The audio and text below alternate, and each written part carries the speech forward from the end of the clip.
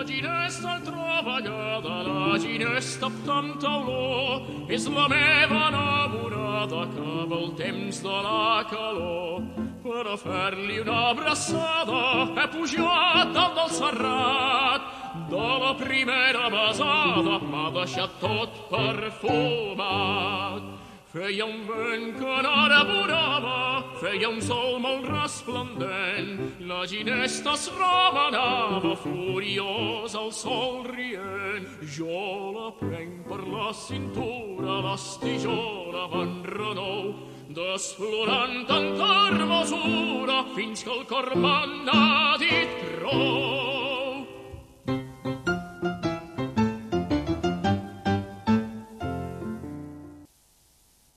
The painter Joan Miró was a man of few words. Biographers and art historians, let alone the great orators of the Surrealist movement, they always struggled to cope with his verbal silence. He often said he honoured his surname Miró, which in the Catalan language means looker, a person who observes things. The puppets in the screen were designed by him for the show Morir Merma, first performed in 1978, 3 years after Franco's death. Morir Merma, which roughly translates as Death to the Boogeyman or Death to the Dictator, is a plot inspired in Alfred Harris' play Roi. Miró produced these costumes in collaboration with La Claca, an experimental theatre troupe from Barcelona. Being a painter myself, I will try to emulate Miró in this talk by looking at the paintings and responding to them in a personal way. However, before I do that, I will read you a few biographical notes about this great artist. Joan Miró was born in Barcelona in the last decade of the 19th century. He saw the light in this apartment house placed in the center of the city in a narrow private street called Passatge del Crèdit. The street is located in the old part of Barcelona and is protected by iron gates at either side. The south gate leads to the very popular Carrer Ferran, with the Catalan Parliament round the corner. The north gate leads to Baixada de Sant Miquel, where a beautiful 16th century palace known as Palau Centelles stands. This curious octagonal pinnacle lodge was used as a shelter by the street's caretaker, a common job in the days of Miró's childhood. Nowadays, a recently opened art shop and gallery devoted to merchandise for the tourists occupies the ground floor of the apartment house, as you can see on the screen. Barcelona today bears almost no resemblance to what it was when little Joan might have been playing with other children in these well-protected surroundings. 126 years have gone by. In the year 1900, Miró was 7 years old. Modernism, better known in English as Art Nouveau, had begun. The movement had also developed under different titles in other European countries. Generally speaking, it was a manifestation of symbolism and la Belle Époque. Cirici Pellicer, an art critic as well as politician and writer, described the movement as suited for the elite minorities of a leisured Proustian society complacent in its decadence. However, he clarified that in more than one of these countries, it was a means of looking at progress via the development of industry and modern ways of production. This was certainly the case with Catalonia, where the movement had an important impact on poetry, music, jewelry, and above all, architecture. Catalonia was industrializing fast, and its leaders were supported by many nationalists in an attempt to strengthen the region's political autonomy. The preceding Romantic period had emerged from nostalgia from the Middle Ages, a time of glorious Catalonia. Modernism was not limited to the well-to-do.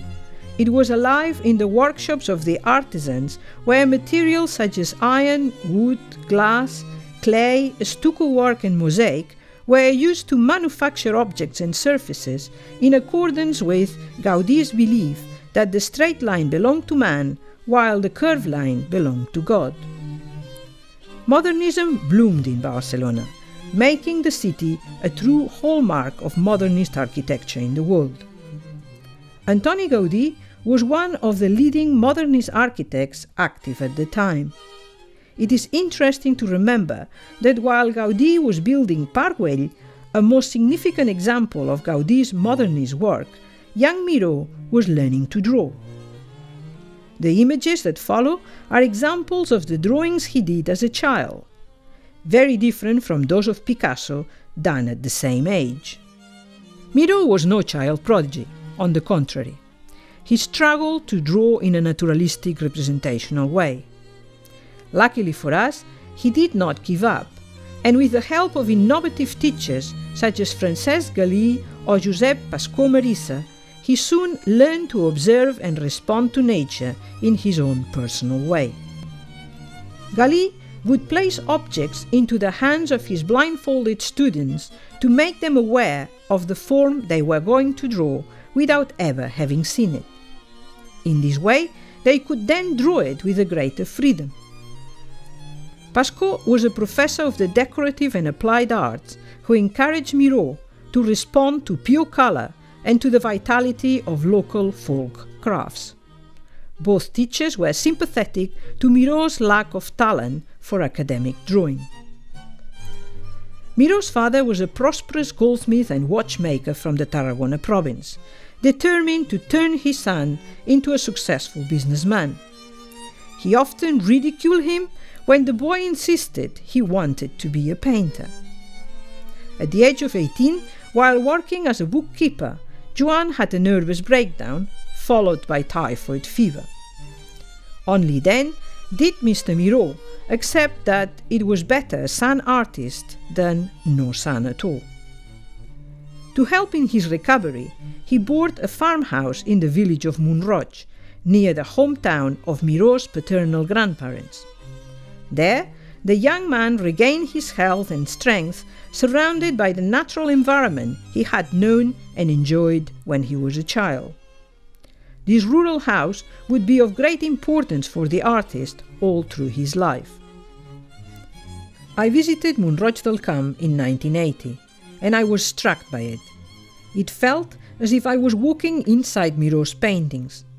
In winter, this magical place is visited by the Mistral, a powerful Mediterranean wind, legend has it, eventually produces madness.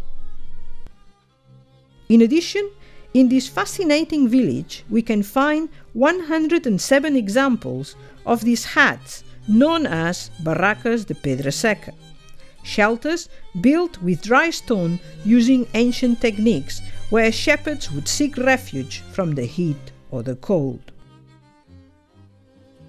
It doesn't surprise me at all when Miró said that Mont-roig was a religion for him. When I was there, the place was still a living example of a rural Mediterranean village where one could forget that there was a busy modern world outside, a place vibrant with nature as far as the eye could see. Palma de Mallorca, the capital of the Balearic Islands, was another place that had a powerful effect in Miró's work. His mother was the daughter of a cabinet maker from the island, and it was there where Miró and his family took refuge after fleeing from Paris at the beginning of World War II. Hitler's invasion coincided with the end of the Spanish Civil War, a war that left the country with a fascist government, 500,000 dead, and a tyranny that lasted 39 years. When we think of Miró's geographical origins, therefore, we have to include Mont-roig and Palma next to the city of Barcelona. The different landscapes, colors, and surroundings were crucial elements for his work. Another important place was, of course, Paris, the French capital, where he lived and worked on and off from 1920 until the German invasion. When Miró arrived to Paris, France, unlike Spain, was still recovering from the nightmare of the Great War. The Dada movement, that had emerged as a violent anti-war outburst, soon became a new art revolution with artists and poets such as Tzara, Aragon, Éluard, or Breton at its head. The ideas of this movement would later be revisited by the Surrealists, whose rules were not to accept any idea or image that could give way to a rational, psychological or cultural explanation. It was an open door to irrationality. Breton, in his first Surrealist manifesto, dating from 1924, defined Surrealism as psychic automatism in its pure state, by which one proposes to express, verbally, by means of the written word or in any other manner, the actual functioning of thought, dictated by the thought in the absence of any control exercised by reason, exempt from any aesthetic or moral concern. These ideas had a great influence on the Catalan artist. The extract that follows is from an unpublished letter written to his friend Enric Cristòfol Ricard, portrayed here by Miró 3 years before his trip to Paris. The portrait, as you can see, has strong references to the Fauvist, although the drawing is particular to Miró. The statement was quoted by his biographer Jacques Dupin, and it states clearly that Miró had no doubt about his need of joining the artistic vanguard in the French capital. He writes, "I don't give a damn about tomorrow. All I care about is today. In other words, I should 1,000 times prefer, I really mean it, to be an utter failure, to fail miserably in Paris, to being a big frog in the stagnant pond of Barcelona." Because of lack of funds, Miró did live miserably when he first arrived to Paris, but he most certainly achieved his goal. He was 26 at the time, and he was bowled over by everything that was happening in the international city of the arts. Years later, talking to Rayard, he described the temporary intellectual paralysis he suffered on his arrival, which did not allow him to draw or paint for quite a while. Paris was for him a powerfully enlightening and crucial experience with which he built the foundations of his mature and most important work.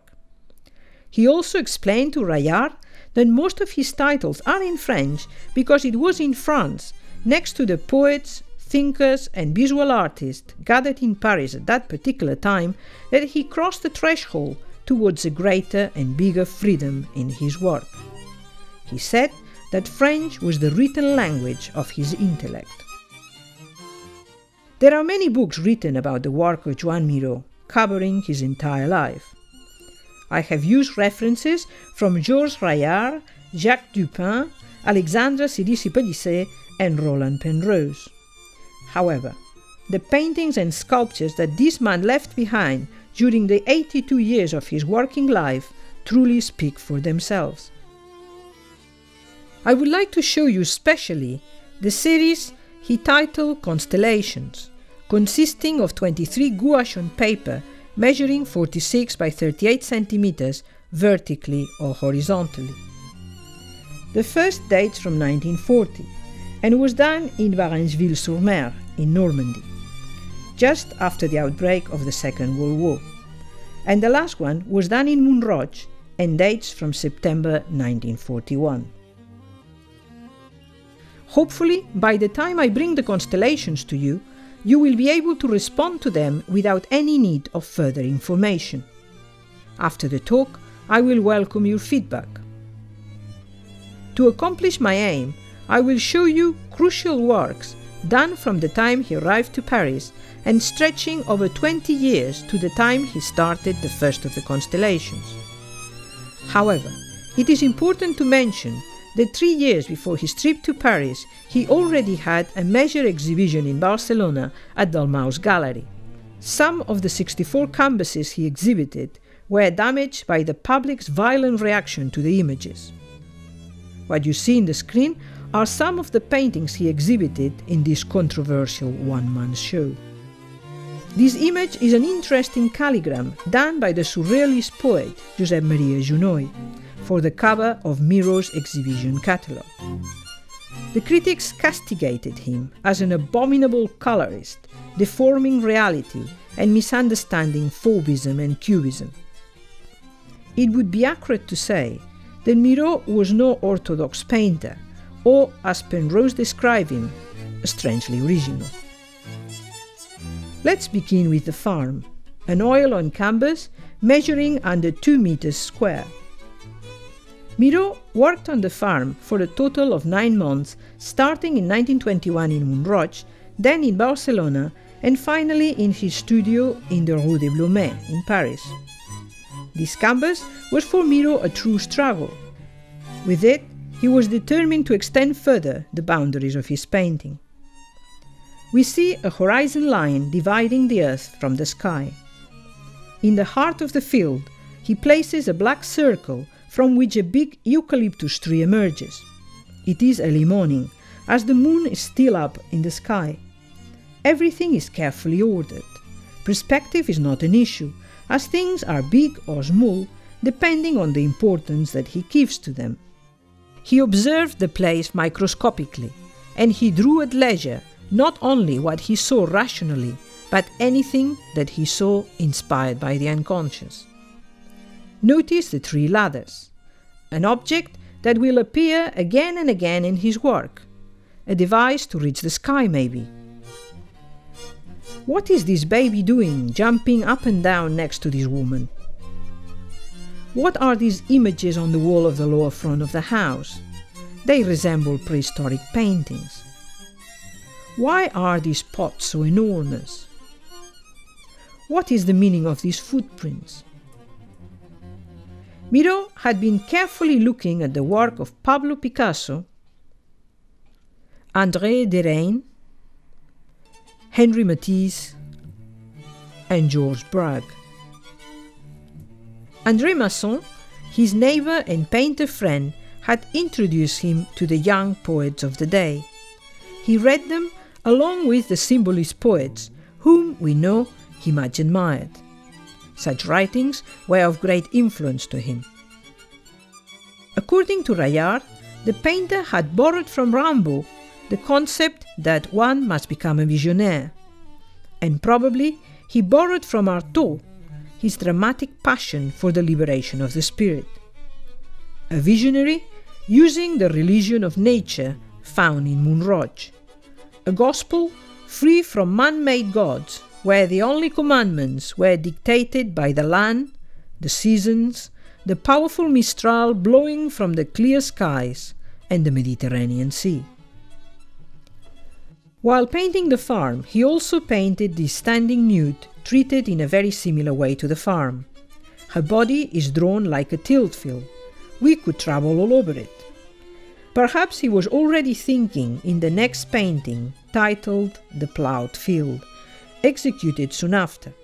A canvas 66 by 92 centimeters, done also in Mont-roig, which is perhaps the first example of Miró's Surrealist painting. It has, however, clear references to his artistic heritage, such as Catalan Romanesque painting or even prehistoric painting. Furthermore, this time the painting could have had a political content. That year, that is 1923, dictator Primo de Rivera became Spain's ruler. To repress Catalan separatism, he banned their language and flag. Miró paints the Catalan and French flags at the other side of a pole, where the Spanish flag stands alone, showing perhaps his support to the subjugated region. A double horizon line divides the rectangle. A house is placed in the center of the composition. There must be people inside, indicated by the linear smoke coming out of the chimney. In front of the house, a mare is feeding her little foal, while a vigilant tree with a large eye and ear is on guard.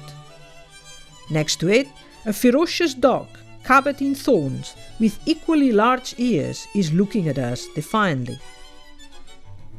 A group of animals reminiscent of those we have seen earlier in the farm, and including a fish coming out from the earth, are happily gathered at the base of the carob tree.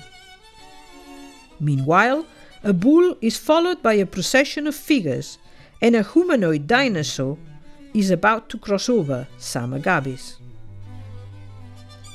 Another tree-like image with a triangular black head representing a hunter is placed on top of a tilled field, while a bright golden sky could be telling us that it's very hot. Miró's imagination is juxtaposing humanoid, animal and vegetable forms, inviting the viewer to do the same. He is quoted to have said about the making of this painting that he had managed to escape into the absolute of nature, and by doing so he is opening a door to a new way of seeing. From the tilled field we move to this violent drawing on flocked paper done in Paris with charcoal, chalk and Conte crayon.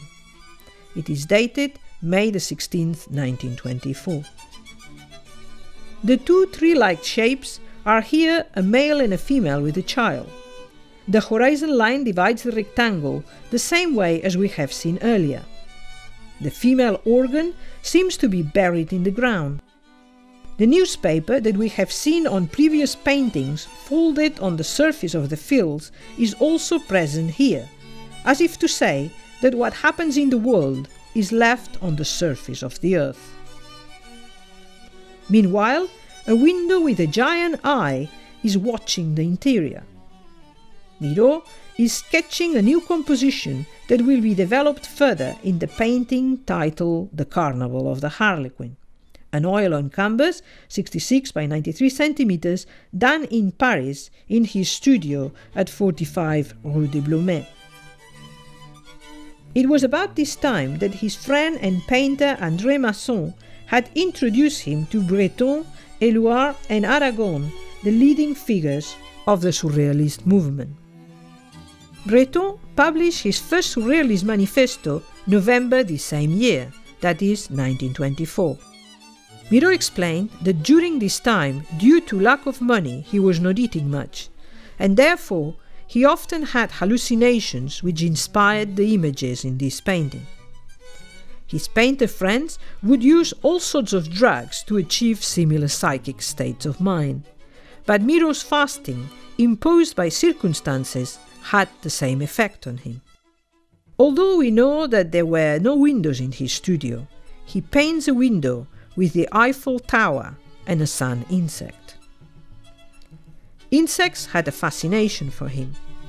They often became other things. Here, a giant blue insect is listening to the sound of a minuscule guitar. Another insect emerges from a flame.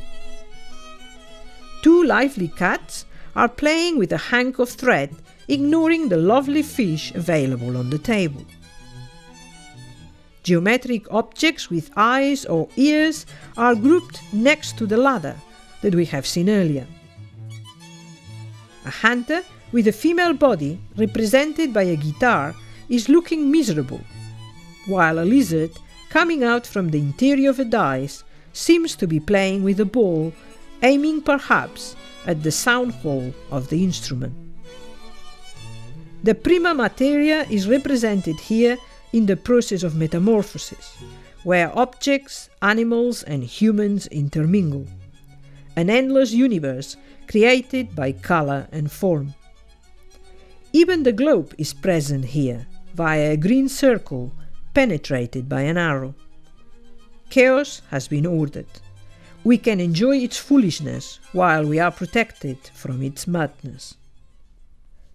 Our next painting was painted the following year in Mont-roig and is titled The Birth of the World, a large canvas 2.5 meters by 2 meters. It seems to me that if in the farm he painted an exterior with a detailed microcosm of nature, in the Carnival of the Harlequin he is telling us about the living creatures of an imaginary cosmic infinite. His images exist in an interior that had emerged from dreams and hallucinations. Synthetic objects are alive, insects and creatures, or any form and shape that caught his eye, real or from dreams, are represented here inside a room with a table. The laws of gravity do not seem to exist. There is no hierarchy other than the size in which they are painted. The birth of the world is to me a synthesis of the farm and the carnival. In the painting, life emerges regardless. We see a black triangle, a red and white circle connected to a bridge-like shape, while dots and lines are floating on a recycled universe. Space created by paint without any intention of portraying a representational interior or exterior, and therefore limitless. Scratches, dirty colors, and massive empty areas portray void, nothingness. Any image can be believed here. 3 years later, in 1928, Miró visited the Netherlands. Back in Mont-roig, he executed a series he titled Dutch Interiors. Most probably, the obsession with detail of the Dutch 17th century painters was reflected in his process of observation. One of them was inspired by a postcard of the painting by Hendrik Martens Zorc, dating from 1661. From it, he made the series of drawings that we can see on the screen. Although it had been claimed that he was making a statement discrediting the sacredness of the great masters, he explained to Rayard that he had used the Dutch paintings in the same way that he would have used the image of a hare running in the hills. In my view, if we compare this original to Miró's interpretation of it, what we see is a translation of images, a process of borrowing and transforming, no different from the output from his observation of nature. The drawings led to the final painting we see in the screen. It was around this time that Miró was quoted by Penrose as saying that painting had been in decadence since the caveman. Miró is probably fighting against his own limitations. He is fully aware that his comfortable surroundings, the galleries, the art dealers, and all the paraphernalia of the art world are a huge detour from the instinctive need for the act of mark-making. He is also quoted as saying that he wanted to assassinate painting. He clarified, though, that by this he meant the concept of oil paint, pure pigment, egg tempera, and all the kitchen ingredients of the school of painting. To him, any material was as good as any other. The challenge was how to apply it and what to do with it. We know he used excrement, tar, casein, ripolin, sand, and even blackberry jam. Instead of brushes, he would often use his hands, his feet, or anything that he felt suitable. The same year, he made this delicate piece that he titled Dancer, a hairpin, a small circle made of cork, and a feather. If we look at Miró's face in this photograph, taken in 1954, we can see a profound observation in his expression. The small object, conceived 26 years earlier, seems to become alive here. Miró's gaze is intense and fully engaged with the movements of La Chunga, a unique gypsy flamenco dancer greatly admired at the time. She is sharp, dangerous even, agile and balanced, feminine and round, a true dancer. This painting here, done by Raphael in 1518, is often presented as one of the most sensual and beautiful female portraits ever painted. She is known as La Fornarina, the baker. Through the centuries, it has been interpreted by painters such as J.M.W. Turner or Jean-Auguste Dominique Ingres in the 18th century, and by Salvador Dalí or Pablo Picasso in the 20th century. Fornarina was also a source for Miró. He spread color, drawing with it a mass of earthy colors, contrasted by a gentle touch of red and perhaps a symbolic white fish. The earthy image could be read as a volcano. The painting could easily represent the eruption of Mount Etna in Italy. Within the next 3 years, 3 important events took place. He married Pilar Juncosa, they had a daughter, and a new Spanish constitution was drawn. This provided for universal suffrage, as well as a complete separation of church and state. The democratic elections that followed led to the Second Republic. Although he made regular and long visits to Spain, the Mirós were settled in the French capital. He was well established and had exhibitions in Paris, New York, and Chicago. Even though the art market welcomed his work, he was not completely happy with the results. This large oil-on canvas, 230 by 165 centimeters, is shouting for change. It seems to me as if he's daring to leave on the surface the first mark that came out from his unconscious, the kind of mark that one would make on a telephone pad, yet here he makes it work somehow. He also made a variety of reliefs, objects and collage from which only a few have survived. These 3 small oils on wood, done at the same time, are part of a series of 12 with the theme of the female morphology. He's trying to break from the beautiful ordered compositions that characterized his work.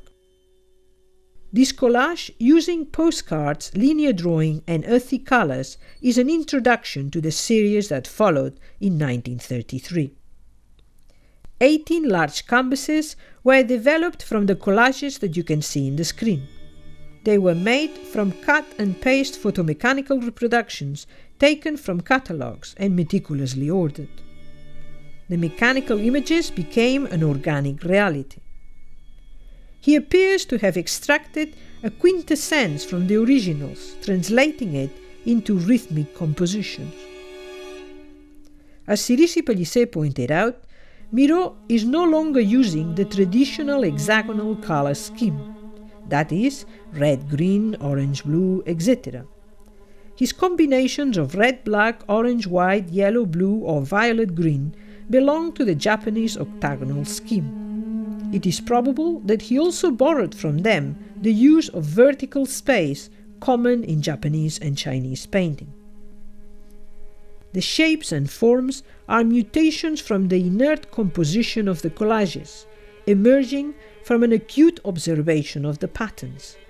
This allowed him to remove himself from his poetic and oniric repertoire of images and then return to them with renewed vigor. The images are no longer representational, but they continue to be figurative. Images emerge freely by allowing color and line to lead the way. They determine what will happen next in the surface. We are now 1934. His country is in turmoil. The October Revolution had extended all over the country, leading to the massacre of the Asturian miners carried out by Franco in the north of Spain. The economic recession was heavily felt. Miró paints his serious savage paintings, where a single image occupies the entire rectangle. Volume reappears. Humans become monstrous, as if he is sensing the atrocities that the country would experience 2 years later. In 1935, he paints the farmer's mill, a horrific painting where we can recognize the same interior of the Harlequin's carnival. The window, however, no longer has the Eiffel Tower or the sun insect. The clock shows 12, but the needles have become drops, melting perhaps. The ladder is devoid of living creatures, except for a cloud of black smoke coming out from the farmer's pipe, touching it. The farmer is about to drink some wine, and his wife is lifting a fork with a herring.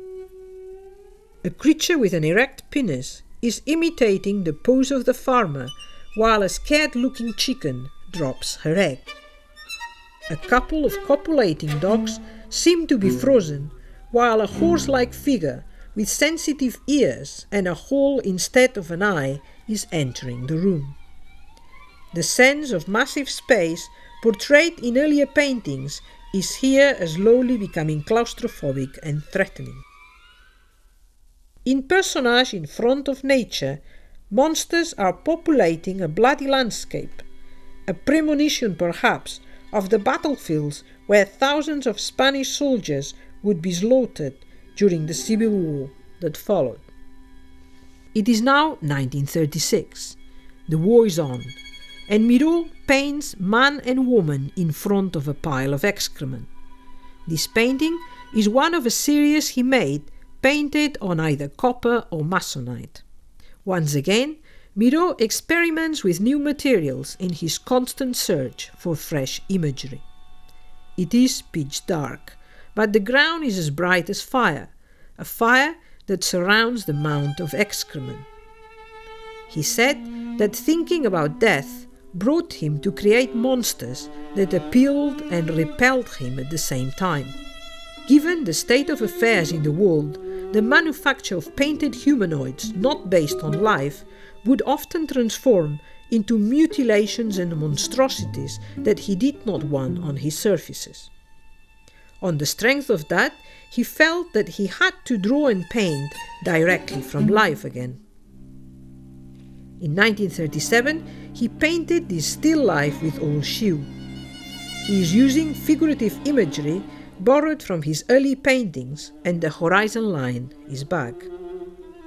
The painting was done in France while thousands were massacred back home. In extracts from letters published in the catalogue of his retrospective held in Barcelona in the centenary of his birth, he explained that the symbolic elements he brought to the painting came unconsciously. He said that he realized later that the fork on the apple could easily represent the bayonet of a rifle penetrating the chest of the enemy. The empty gin bottle, wrapped up in paper with a string around it, once again had many readings and none was deliberate. The bottle stands next to its shadow, which is reminiscent of a gun. The piece of bread could represent hunger and is placed next to the old shoe, which inevitably brings us to Van Gogh. He explained that he never diverged from the close observation of the set of objects that he had arranged on the table. He compared his process of observation to that of a wild animal crawling and dragging itself along the ground.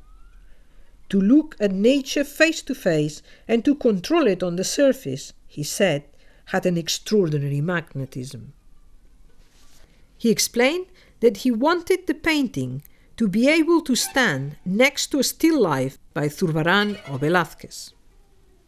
His choice of earthy colors mixed with the illusion of flames give the picture the feeling that the world is shrinking around a piece of old bread, an apple, an empty bottle and an old shoe, a portrait of any war. Years later, art critics have referred to this painting as Miró's Guernica. He worked on it for 5 months, knowing that it would be as important as the farm had been 16 years earlier. Fearing for the safety of his family, they remained in Paris, where he combined the making of the still life with visits to the life drawing classes at the Académie de la Grande Chaumière. Miró returned to the life room, the place where he had struggled as an adolescent trying to draw the model academically. The French Academy welcomed and surrounded him with young students, offering a freshness that he most appreciated. By now, he had a clear language. His handwriting had extended to his images. He could draw without hesitation, responding to what he saw and translating it into the surface in his unique way. Miró is by now 44 years old.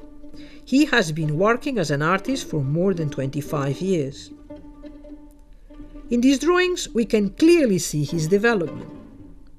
He allows the line to travel along the paper in a constant attempt to respond to what he sees in the most honest and accurate way possible.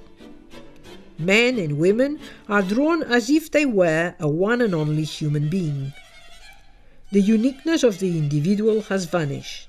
Deformations, headless or monstrous creatures share a weird complicity. Dozens of images come out from a single pencil line.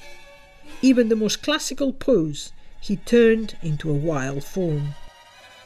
By then, his vocabulary had acquired a maturity that allowed him to develop further, not only two-dimensionally, but also in three dimensions.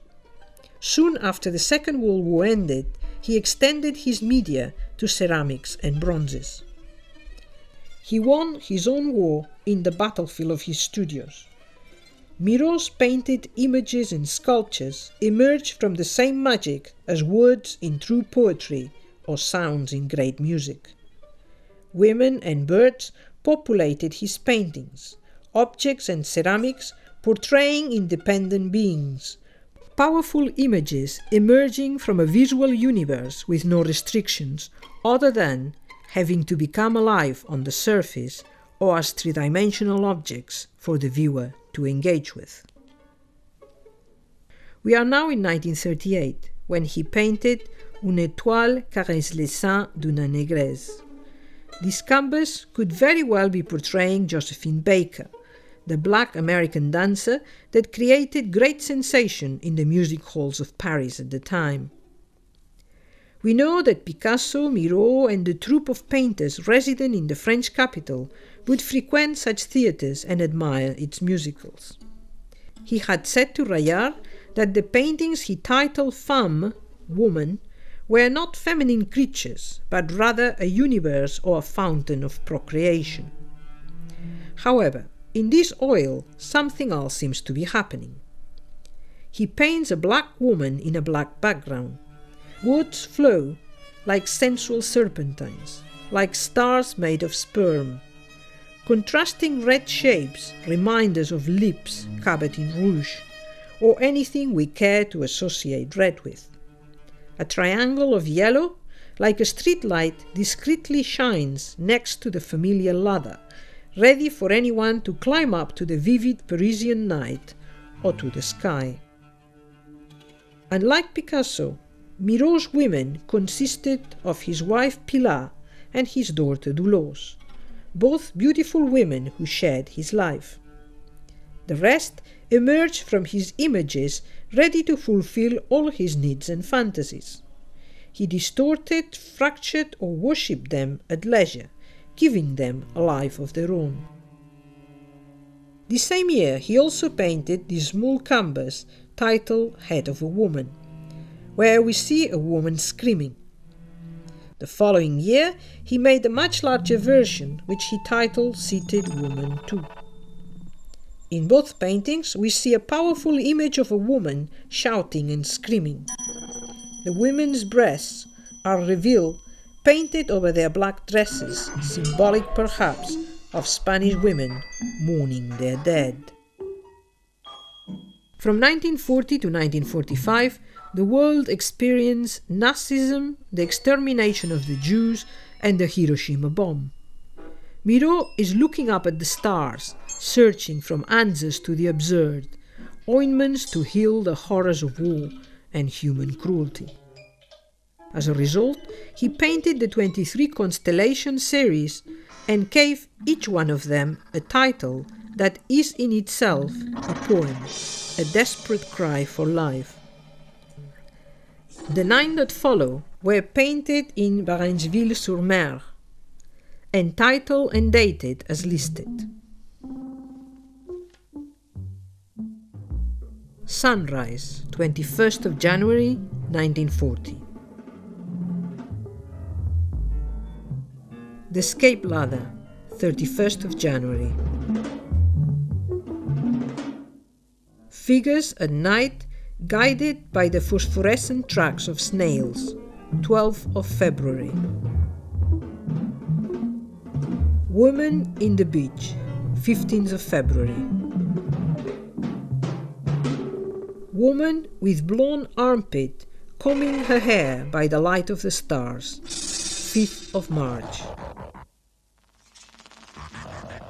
Morning Star, 16th of March. Wounded Figure, 27th of March. Woman and Birds, 13th of April. Woman in the Night, 27th of April. The 11 that follow were painted in Mallorca. Acrobatic Dances, 14th of May. The Nightingale Song at Midnight and Morning Rain, 4th of September.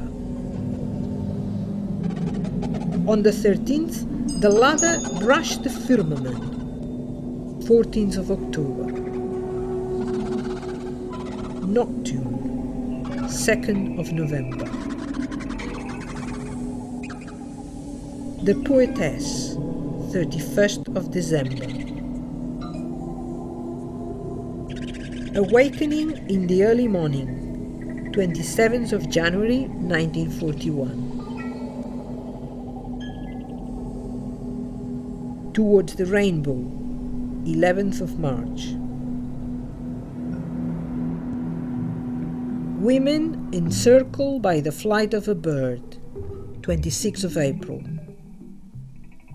Women at the edge of a leg made iridescent by the passage of a swan, 14th of May. The Migratory Bird, 26th of May. Ciphers and Constellations in Love with a Woman, 12th of June. The remaining 3 were done in Mont-roig. The Beautiful Bird revealing the unknown to a pair of lovers, 23rd of July. The Pink Dusk caresses the sex of women and birds, 14th of August. The Passage of the Divine Bird, 12th of September. To conclude, I would like to mention an anecdote that gives a true insight into the personality of this great painter. It was 1980, almost exactly 3 years before he died. I was an undergraduate student in Chelsea College of Art. Miró was the topic I had chosen for my final year dissertation. After several unanswered letters asking for an appointment, I decided to turn up at the metal gate of his large studio in Palma the day after Christmas. A gardener and several barking dogs welcomed me. With a fair amount of persuasion, I was allowed through the beautiful garden, at the end of which Pilar, his wife, appeared behind a window with iron railings. With my best Catalan, I pleaded with her, and she finally granted me a few minutes just to say hello. I waited in the twilight of a traditionally Mediterranean entrance hall. Miró appeared in the corridor. I saw a man about my height walking slowly and steadily towards me. I was going to meet a genius, one of the very few great painters of the 20th century alive. I could not help myself, and I welcomed him open-armed. The 87-year-old man blushed at my embrace. We talked for over half an hour. Later, in the big passenger liner sailing back to Barcelona, I was able to give a shape to the man in the paintings, the silent and untalented child, the shy and discreet gentleman that, through pure color and line, managed to draw and paint some of the best poetry ever produced.